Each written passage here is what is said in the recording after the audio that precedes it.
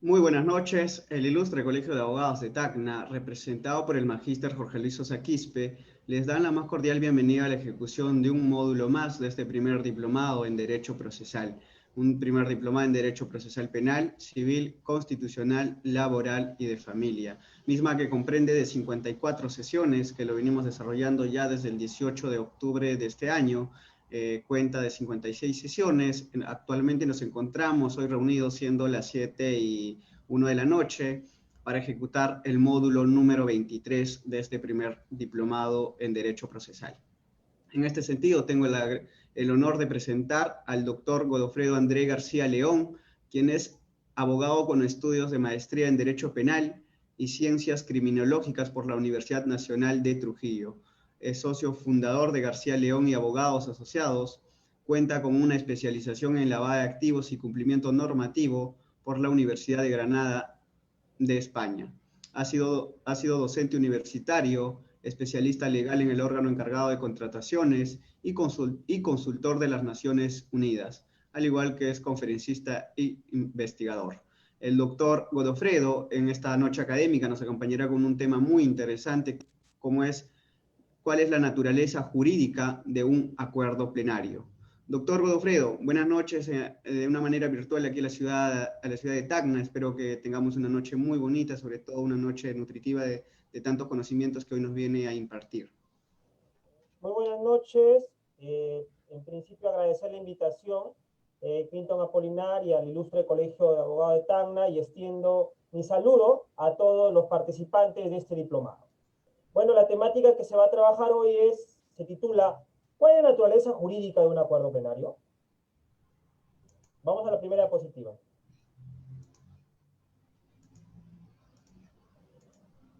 Es conocido por nosotros algunos acuerdos plenarios que los utilizamos día a día en materia penal y procesal penal en la práctica diaria, ¿no? Por ejemplo, ¿no? El clásico acuerdo plenario 2-2005, ¿no? Que se utiliza en los delitos, sobre todo en los delitos contra la libertad sexual, ¿no? Donde existe un único agraviado, un único testigo, ¿no? De estos hechos, ¿no? Entonces, la Corte Suprema, a través del acuerdo plenario 2-2005, nos establece tres reglas fundamentales para poder valorar el testimonio de la víctima, ¿no?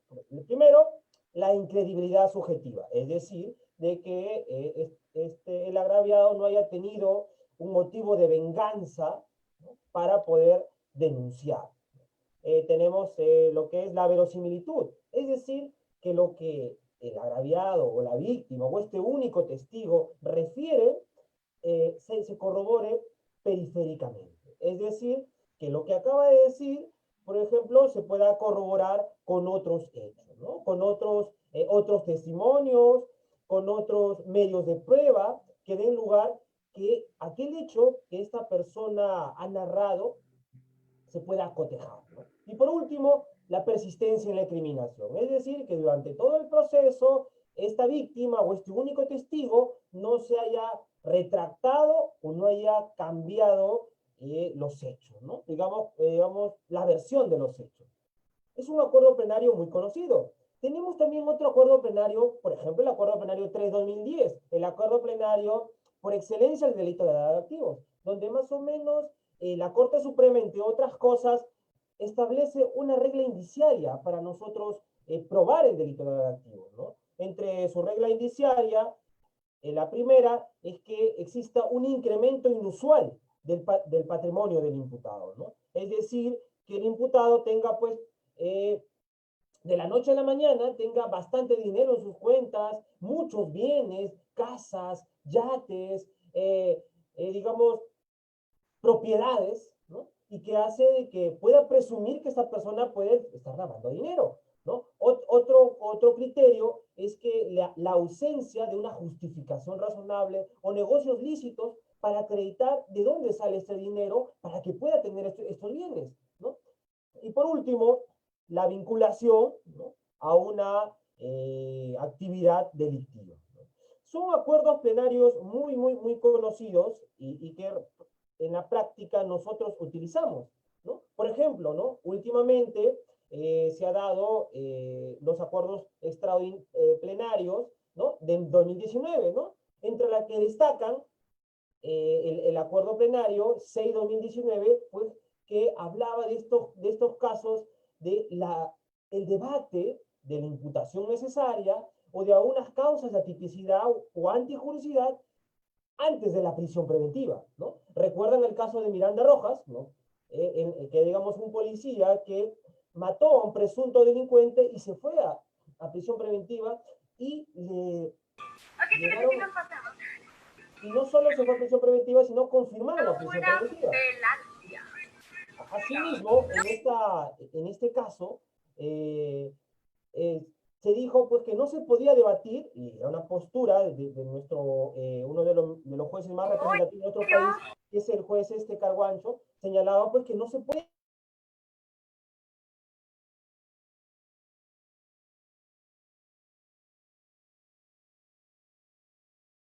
Doctor Andrés, se silenció el audio, por favor. Y también se hablaba últimamente de este acuerdo plenario respecto a la sospecha grave, ¿no? La sospecha fuerte, ¿no? Vehemente, para que, digamos, los elementos de comisión puedan dar a una prisión preventiva. Sin embargo, en la práctica hay muchos casos en los cuales no ha habido acuerdos plenarios. Y es algo muy curioso. Por ejemplo, los casos de la condena al absuelto. Es decir, una persona que es condenada en primera instancia tiene la posibilidad de apelar en la segunda instancia.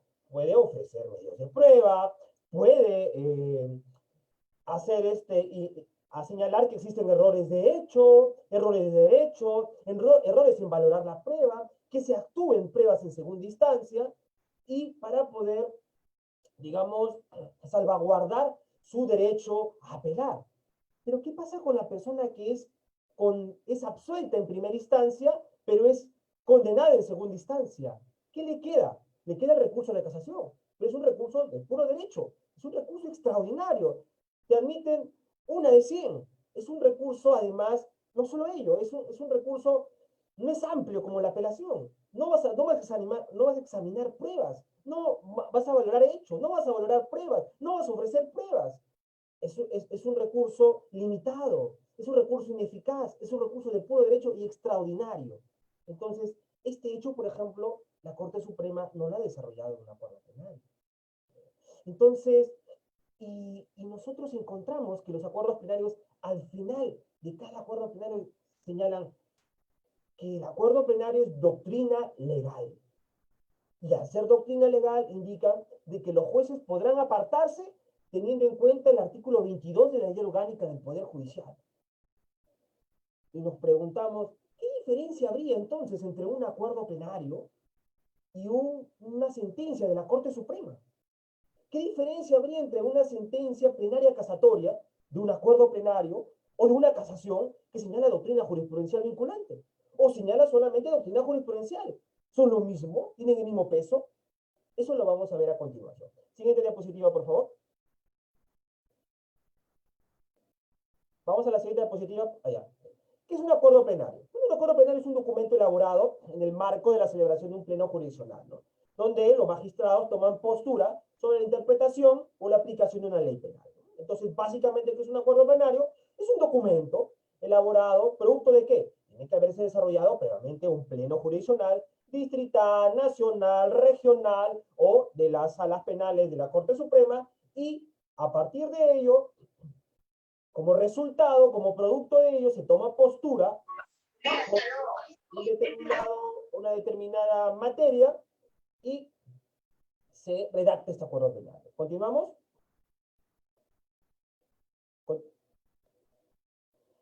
¿Cuál es, digamos, cuál es la base legal de un acuerdo plenario? Es decir, ¿de dónde nace, ¿no? esta posibilidad de realizar acuerdos plenarios? Es el artículo 116 de la Ley Orgánica del Poder Judicial, que nos dice lo siguiente: los integrantes de las salas especializadas pueden reunirse en plenos jurisdiccionales nacionales, regionales o distritales.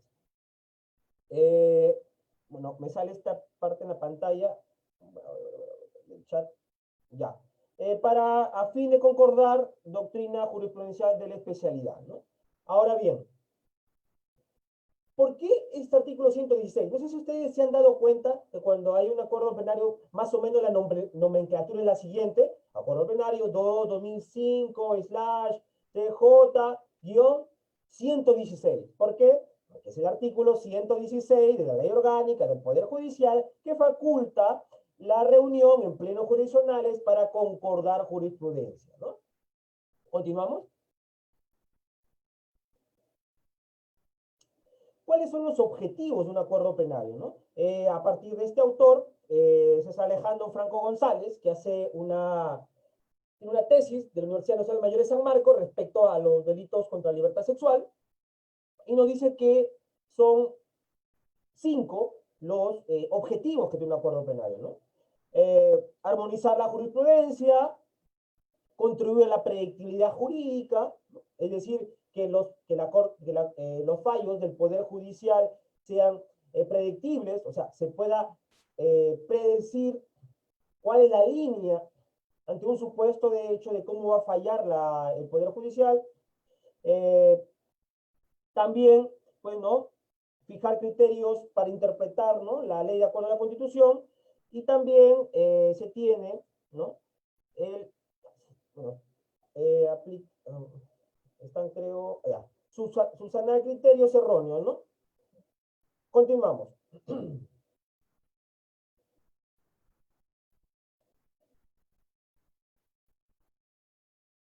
Ya, a ver, vamos a ver. Bueno, una de las preguntas que nos tenemos que plantear es si el acuerdo plenario es una fuente de derecho, ¿no? Pero antes tenemos que conocer o saber qué es una fuente de derecho. Bueno, una fuente de derecho son, pues, un conjunto de instrumentos que fundamentan, estatuyen la creación, interpretación o aplicación de un derecho o a un fenómeno en la realidad. Es decir, una fuente de derecho son aquellos instrumentos que nos van a servir o van a nutrir para aplicar derecho, para interpretar derecho, para argumentar derecho y para informarnos de derecho, ¿no? Continuamos.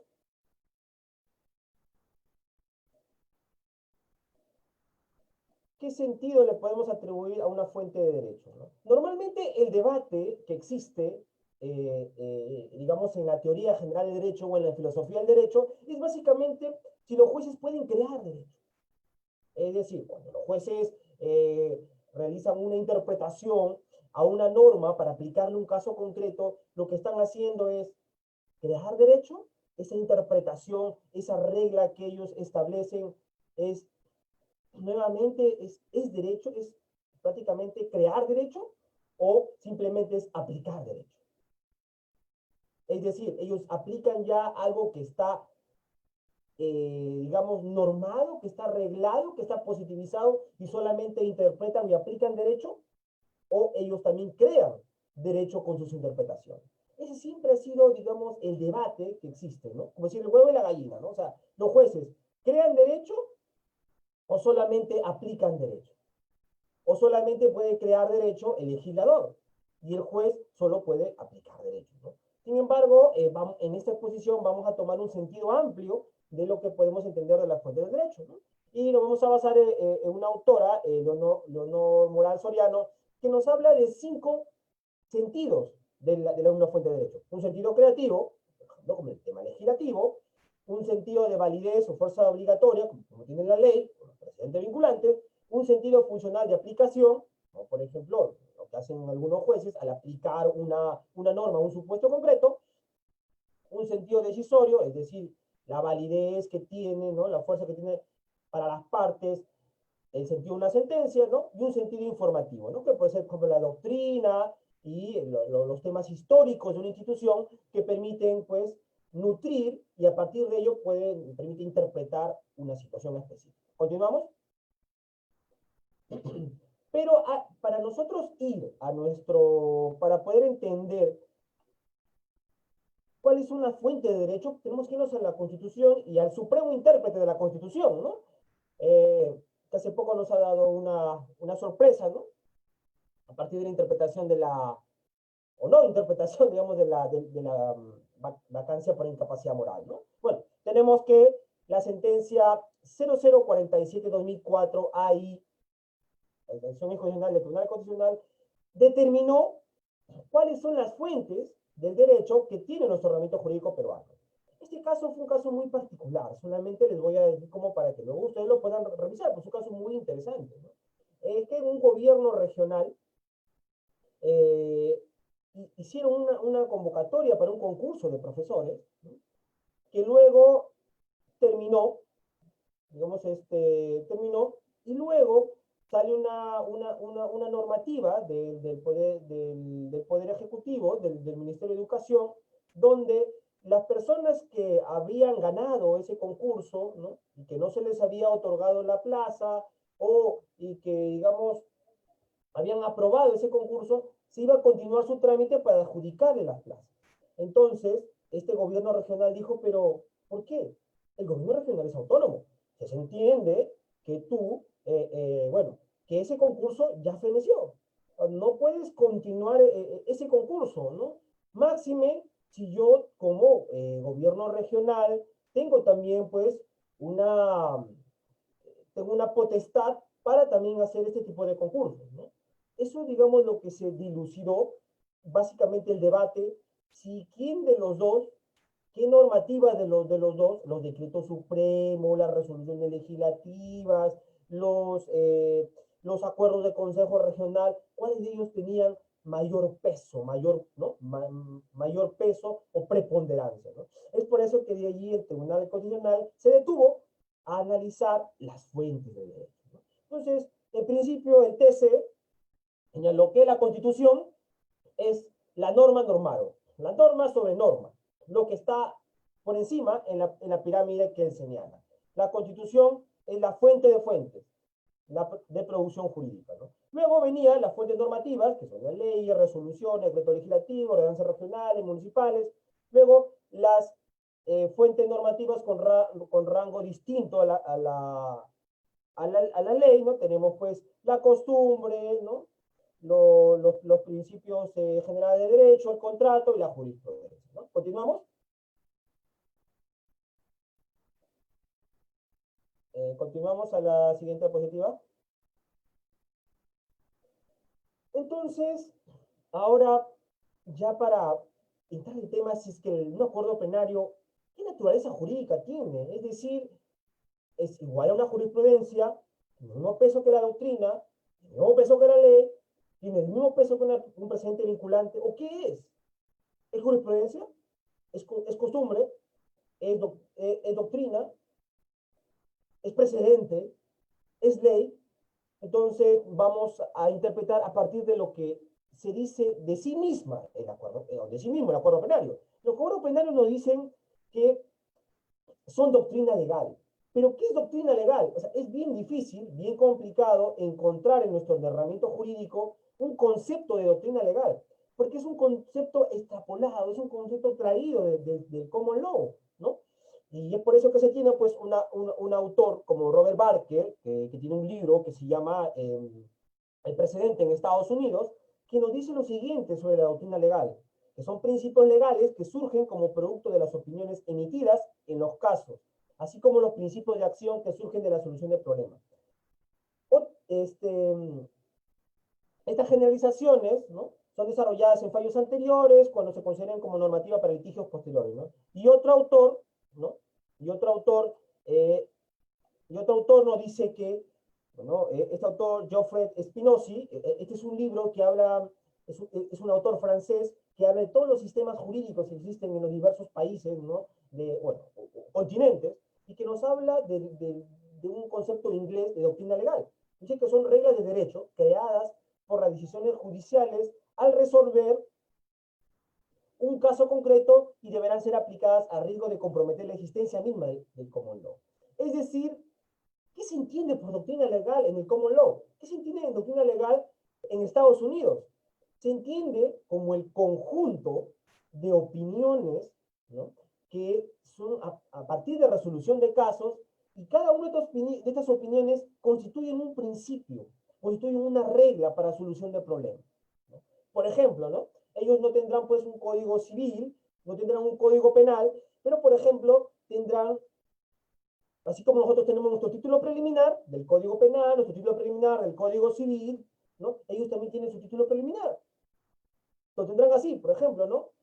Principio de buena fe, ¿no? Victoriano versus Justo. Por ejemplo, Yorinobi Curia, el caso Clinton versus Aldo. Y prácticamente a partir de los principios que se desarrollan por cada caso, es que se constituye esa doctrina legal. Es decir, es una doctrina elaborada por las salas de las cortes en Estados Unidos y en Reino Unido, que tienen por finalidad, pues, a partir de cada fallo, identificar una regla jurídica, una norma, ¿no? Buen principio de buena fe, principio de última ratio, ¿no? Principio de no bis in idem, etc. Luego, pero y en el derecho inglés, pues, nos hablan también de lo que es un conjunto de reglas creadas a partir de decisiones judiciales, ¿no? Es decir, que se van a aplicar en diversos casos similares, ¿no? ¿Continuamos?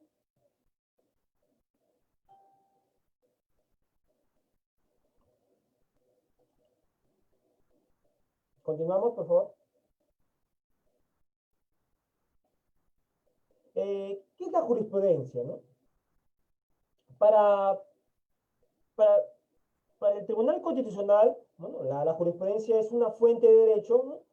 Y que está encargada a los órganos que cumplen un rol decisivo en un Estado democrático, constituye básicamente en solucionar por la vía pacífica los conflictos jurídicos que se susciten entre los particulares y entre estos y el Estado, ¿no?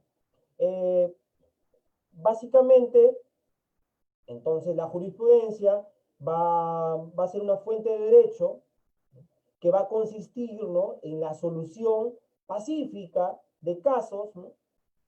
Y bueno, y está destinada esta jurisprudencia, ¿no?, a los órganos como de administración de justicia, como es el Poder Judicial, el Tribunal Constitucional y los organismos electorales, ¿no? ¿Continuamos? ¿Qué es jurisprudencia para la doctrina, no? Tenemos un autor muy importante, Eduardo García Maínez, ¿no? Que nos señala pues, que es un conjunto de normas emanadas por los jueces, ¿no?, que van a regir un número indefinido de casos semejantes. Entonces, para García Maínez, este autor pues entiende que lo dictado, lo resuelto, los fundamentos jurídicos que fueron determinantes para resolver un caso, ¿no?, en su conjunto, van a constituir normas que van a regir a casos posteriores y semejantes, ¿no? Y tenemos pues a Monroy Cabra, Marco de Monroy Cabra, que nos señala pues que la jurisprudencia viene a ser un conjunto de principios y doctrinas contenidas en la decisión, ¿no? Estos son conceptos amplios, ¿no?, conceptos genéricos de lo que es jurisprudencia. ¿Continuamos? Normalmente pues nosotros estudiamos, ¿no?, maestría, doctorado o en las aulas universitarias, siempre los profesores nos dicen, traigan jurisprudencia de tal tema, ¿no? Y nosotros traemos sentencias de primera instancia, sentencias de sala, de la Corte Suprema, del Tribunal Constitucional, y bueno, y para todos nosotros eso es jurisprudencia, ¿no? Y normalmente en los libros de introducción al derecho, o introducción a las ciencias jurídicas, encontramos que normalmente no habría una diferencia muy notoria entre lo que es una jurisprudencia y una sentencia. Entonces, pero sí son diferentes. Entonces, primero, vayamos a consultar a Osvaldo Gonzaini, quien nos dice exactamente qué es una sentencia. Una sentencia viene a ser un acto por el cual el juez emite un pronunciamiento definitivo eh, estableciendo el derecho que debe aplicarse en una relación jurídica entre partes y defendiendo el alcance que tiene dicha resolución. En concreto, lo que nos quiere decir Gossaini es que una sentencia va a ser un acto emitido por un juez que va a resolver un conflicto entre partes de forma definitiva, ¿no? a través de un pronunciamiento, ¿no? Continuamos. Y bueno, y entonces, si ya sabemos qué es jurisprudencia, qué es una sentencia, ¿qué es entonces doctrina jurisprudencial? Bueno, la doctrina jurisprudencial va a tener estos 5 elementos. Primero va a haber un conjunto de sentencias, es decir, no solamente va a ser una sola sentencia, como un precedente, como un acuerdo plenario 2-2005, ya no tenemos otro acuerdo plenario que hable de lo mismo, solo tenemos el 2-2005. El 3-2010 no tenemos otro, ¿no? En este caso va a ser un conjunto de sentencias, ¿no? Estas sentencias van a tener la calidad de firmes o definitivas, van a ser emitidas por el más alto tribunal de un Estado, dígase el Tribunal Constitucional, la Corte Suprema, van a resolver casos similares y van a aplicar los mismos u opuestos fundamentos para resolver un caso. Entonces, ¿qué será la doctrina jurisprudencial? Van a ser, por ejemplo, casaciones, recursos de nulidad o sentencias del Tribunal Constitucional que van a resolver de forma definitiva un caso y el cual en conjunto van a resolver casos similares con posturas similares. Eso va a ser la doctrina jurisprudencial. O sea, va a ser algo así como cuando nosotros, cuando revisamos algunos textos, nos dicen, ¿es doctrina mayoritaria? ¿No? ¿Es doctrina minoritaria o es doctrina unánime? Tal teoría. Entonces, en este caso, la doctrina jurisprudencial también se va a componer de lo mismo. En lugar de esa doctrina mayoritaria se compone de varios autores que opinan en el mismo sentido. En este caso, esta doctrina mayoritaria o esta doctrina jurisprudencial van a ser el conjunto de sentencias que van a resolver en el mismo sentido. Pero van a ser, pues, sentencias de la Corte Suprema, del Tribunal Constitucional, van a ser casaciones, ¿no? Recursos de nulidad, y van a resolver casos similares, ¿no? Continuamos. Regresa. Ahora, ¿cuándo es doctrina jurisprudencial vinculante? Porque nosotros encontramos que en algunos casos la Corte Suprema, en materia penal, señala pues en su parte resolutiva, en sus extremos resolutivos ya finales, señala, ¿no? Que se considera doctrina jurisprudencial vinculante los fundamentos jurídicos tal, tal y tal. Y a veces dice se considera doctrina jurisprudencial. En algunos casos habla de doctrina jurisprudencial y en otros casos habla de doctrina jurisprudencial vinculante. Entonces, ¿qué diferencia entre una y otra? La diferencia que existe, primero, es que la doctrina jurisprudencial vinculante se va a referir a una única sentencia, es decir, a un recurso de casación, a una única casación. Va a resolver en calidad de firme definitiva, obviamente emitida por el Tribunal Constitucional, en el caso de la sentencia del Tribunal Constitucional o de la Corte Suprema, y va a indicar expresamente qué fundamentos jurídicos son aquellos que han ayudado para resolver el caso y constituyen doctrina jurisprudencial vinculante. Es decir, la Corte Suprema va a señalar estos fundamentos jurídicos en concreto que han sido estos argumentos esbozados dentro de la sentencia de casación que fueron determinantes para resolver el caso o para asumir una línea jurisprudencial, darle la razón a la defensa, darle la razón a la Procuraduría, darle razón a la Fiscalía sobre determinado instituto, ¿no?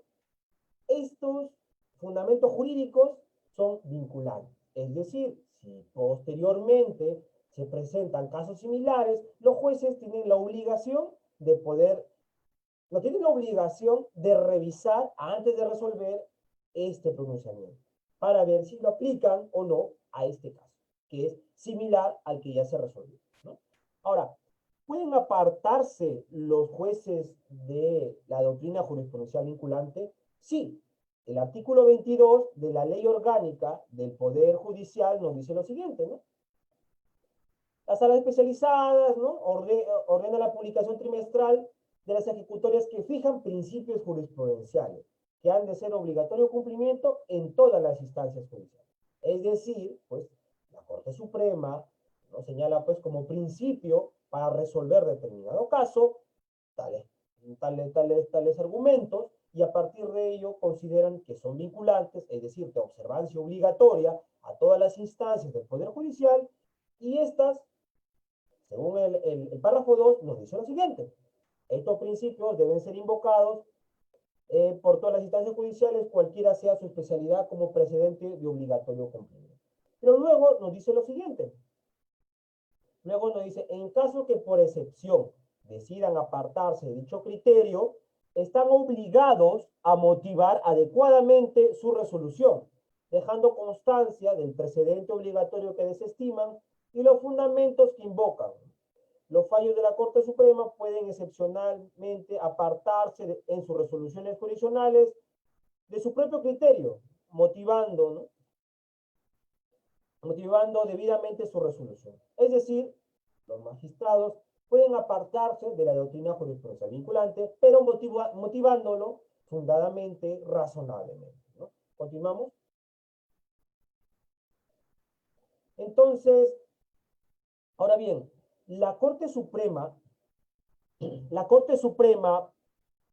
puede modificar el criterio de su doctrina jurisprudencial. Sí, se tiene pues que el artículo 433, inciso 3 del Código Procesal Penal, ¿qué nos señala?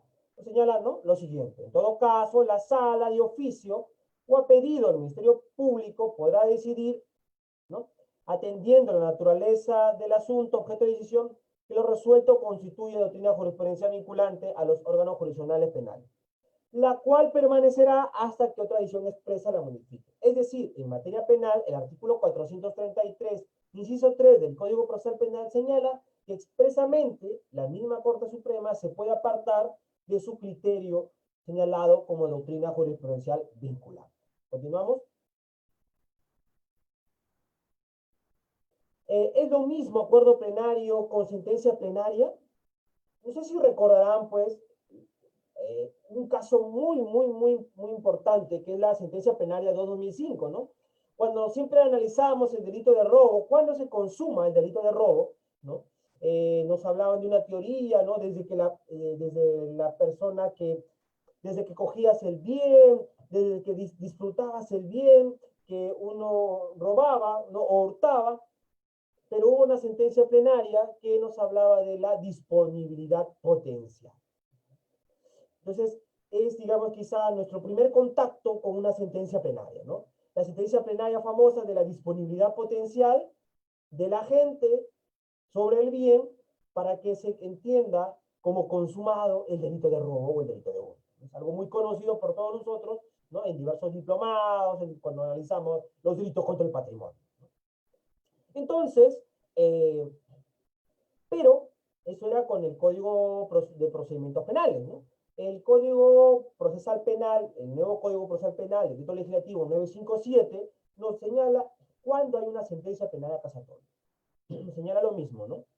Señala lo siguiente: si se advierte que otra Sala Penal Suprema u otros integrantes de la Sala Penal Suprema en sus decisiones sostuvieran criterios discrepantes sobre la interpretación o la aplicación de una determinada norma, de oficio o a instancia del Ministerio Público o la Defensoría del Pueblo en relación a ámbitos referidos a la atribución constitucional, obligatoriamente se reunirá un pleno casatorio, ¿no?,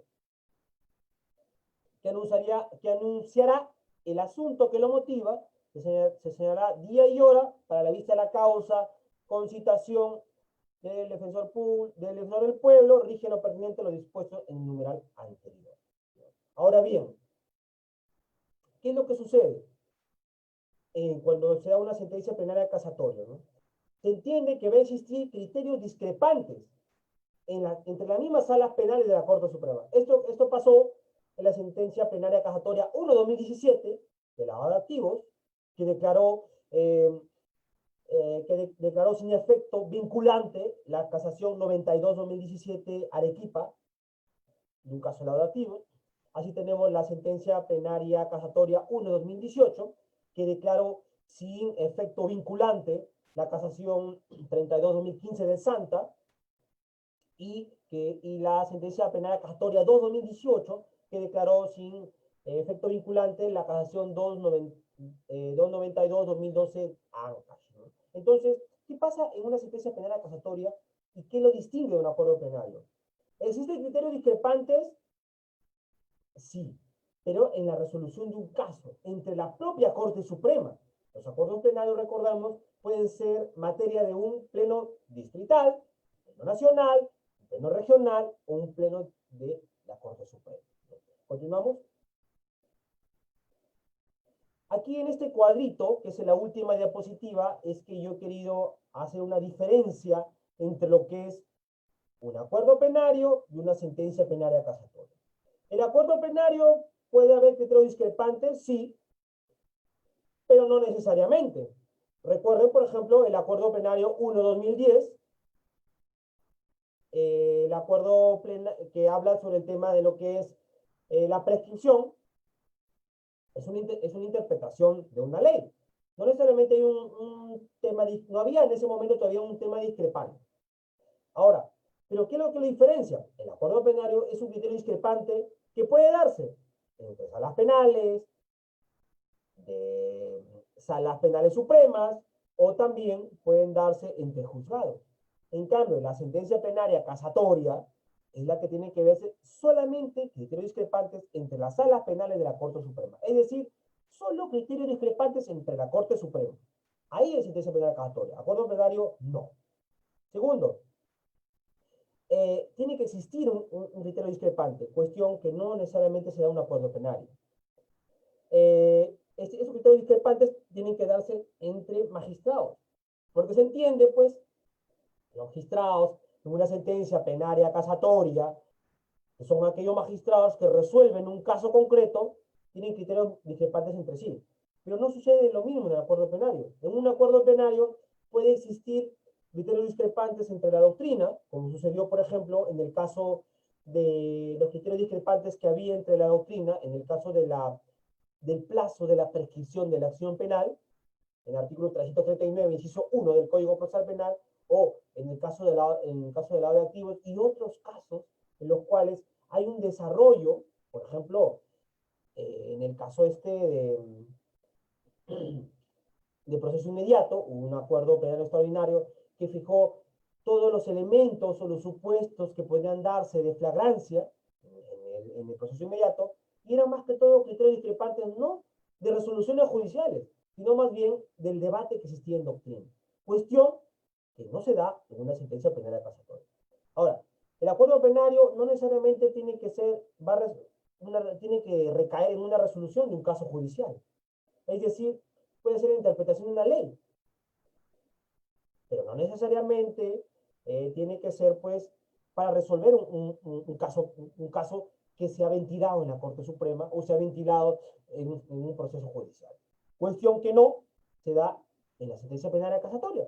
En la sentencia penal casatoria se trata de una resolución que se ha resuelto, ¿no? Valga la redundancia, a través de un caso judicial. Ahora bien,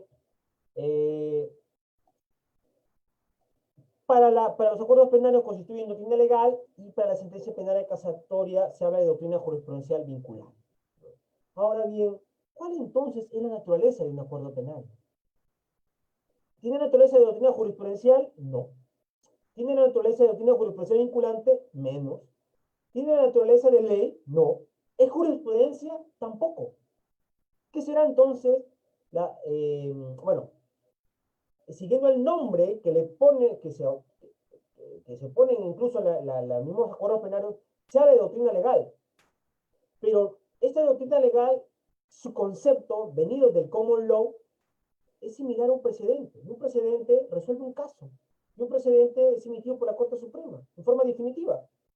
Y un precedente se aplica, digamos, a casos, bueno, una jurisprudencia aplica a casos similares. Cuestión que no se da el acuerdo plenario. ¿Cuál será su naturaleza jurídica? Para mí, porque no se ha establecido exactamente su naturaleza jurídica, es pues la de una línea jurisdiccional, o de una opinión jurisdiccional, que puede ser doctrina del ámbito jurisdiccional, del ámbito judicial, pero no equiparado a una jurisprudencia, porque la jurisprudencia sí es fuente de derecho, a partir de la resolución de un caso, pero el acuerdo plenario no. Ahora, ¿y qué es lo que pasa con los acuerdos plenarios? ¿Por qué hay mi preocupación hablar de la naturaleza jurídica del acuerdo plenario? No sé si ustedes recuerdan el caso Buscaglia, ¿no? Hace en algunos años se puso de moda este delito de violencia o resistencia a la autoridad, ¿no? En el cual se dio pues la pena prevista para ese delito era de pena mínima de 8 años y pena máxima de 12 años. Entonces, se puso de moda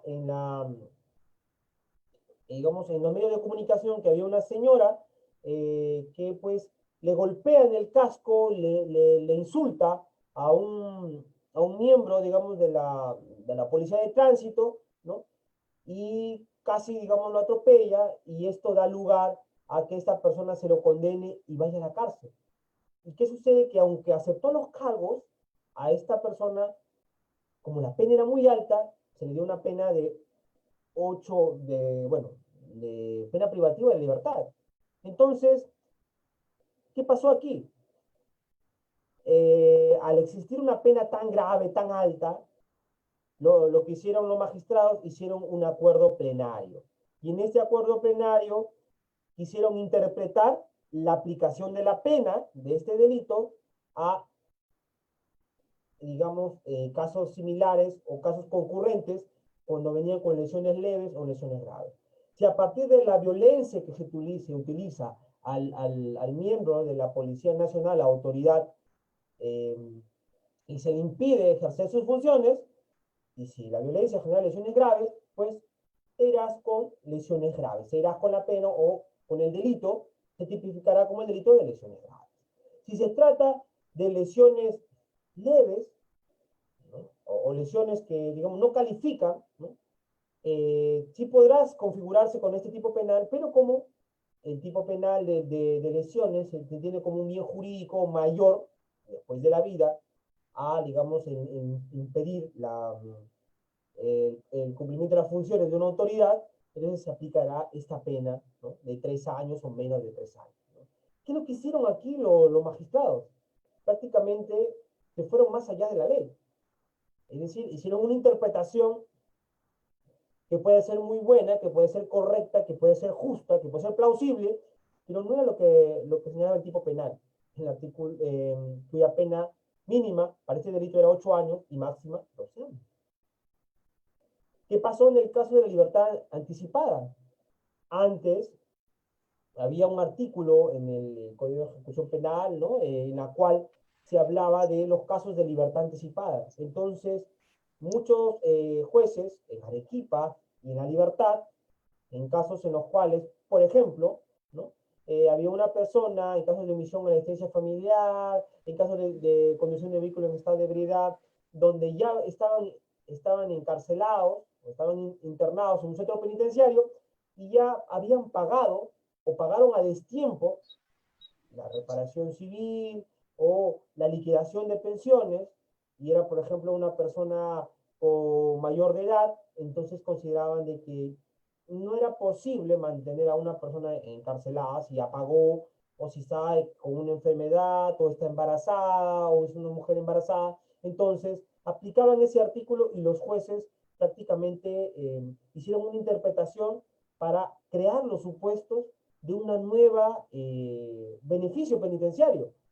O sea, un beneficio penitenciario igual, de similar alcance a la libertad condicional, a la semilibertad, crearon la libertad anticipada.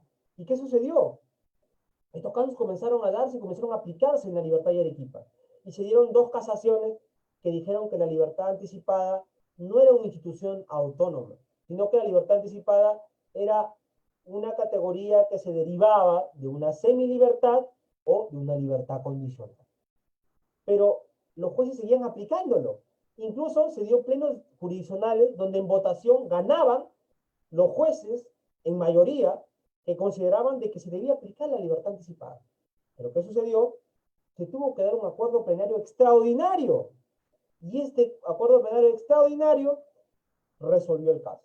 Es decir, hubieron 2 casaciones de la libertad y de Arequipa que decían, señores jueces, le prohibimos que ustedes apliquen como institución autónoma la libertad anticipada. Señores, ustedes eso lo han creado, eso no existe normativamente. Pero no les hacían caso. Tuvo que venir un acuerdo plenario para que recién le hagan caso. Es curioso. Incluso, en el caso de la de la prescripción de la acción penal, todos se basan para, una vez que se formaliza la investigación preparatoria, se suspende la prescripción de la acción penal. ¿Hasta cuándo se suspende? Han tenido que salir muchas casaciones, pero todas se unen o se vinculan al Acuerdo Penario Extraordinario 3/2012. Es decir, en la práctica, parece que un acuerdo penario tiene mayor peso, mayor valor que un mismo pronunciamiento de la Corte Suprema vía casación que genera doctrina jurisprudencial o doctrina jurisprudencial vinculante. Máxime que ni siquiera sabemos o podemos entender qué categoría le asumimos al acuerdo penario. Doctrina no es, bueno, la doctrina nomás se considera la doctrina pero de los autores, de los científicos, de los juristas. Ley no puede ser. Jurisprudencia tampoco. Precedente menos. Y miren todo lo que encontramos en materia penal, ¿no? En materia procesal penal, ¿no? Estas han sido las reflexiones que les he traído el día de hoy. Les agradezco su participación, y nuevamente la invitación del ilustre Colegio de Abogados de Tacna, ¿no? También en la persona de su decano, ¿no? Y también pues a el colega que me ha invitado, que es Clinton Apolinar, ¿no? Muchísimas gracias. Si tuviesen alguna pregunta, yo, dentro de mis limitaciones, gustoso a poder contestar. Muchas gracias y nuevamente agradecido a los participantes, ¿no? Que se han conectado, ¿no? En esta exposición. Muchísimas gracias.